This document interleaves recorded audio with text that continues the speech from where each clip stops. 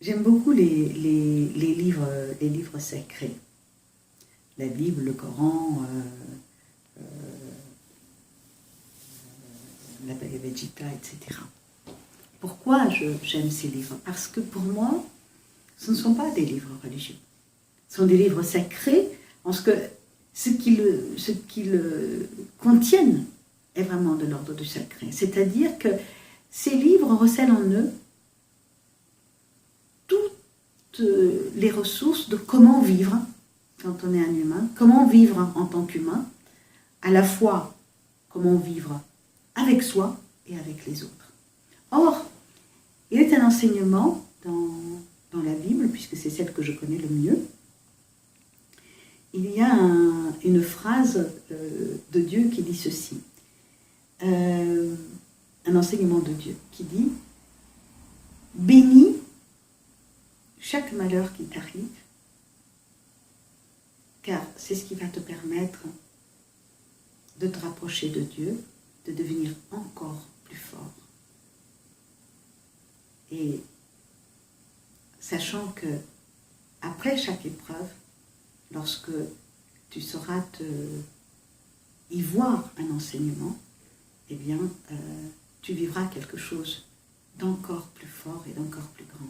Et je crois beaucoup à cet enseignement-là de ce livre sacré qu'est la Bible. J'y crois beaucoup.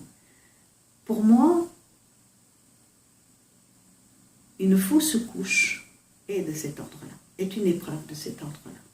C'est-à-dire, comment faire pour continuer à vivre, pour continuer à croire en moi, et où trouver les ressources en moi lorsque j'ai vécu quelque chose d'aussi difficile qui est une fausse couche. Alors, ça fait le lien avec la première partie qui est de la bienveillance envers soi-même. Mais ici, avec une autre perspective, qui est celle de dire que rien n'est gratuit dans la vie. Et pour cela, il faut une foi en cette phrase-là, en ce sens-là de la vie, qui est que rien n'est gratuit.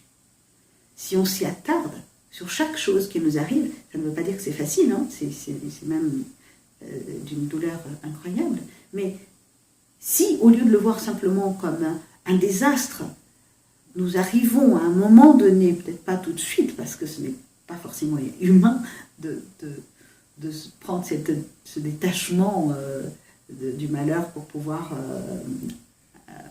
le dépasser tout de suite. Mais au bout de quelque temps, si on arrive à s'attarder sur cet événement et dire « mais finalement, qu'est-ce que cela m'apporte? Qu'est-ce que je dois en tirer comme enseignement de ce qui vient de se passer ?» Alors à ce moment-là, on commence déjà ce retour vers soi. Hein. Le simple fait de dire qu'est-ce que je dois tirer comme enseignement fait déjà que votre attention n'est plus tournée vers l'extérieur, hein, qui est en principe, on va dire, mais quelle injustice, la vie est injuste envers moi, etc., etc., qui est quand même un regard tourné vers l'extérieur.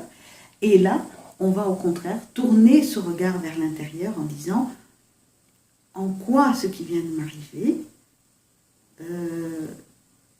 me rapproche encore un peu plus de moi-même et me permet peut-être de voir dans la vie des choses beaucoup plus essentielles et beaucoup plus fondamentales que je ne le voyais avant.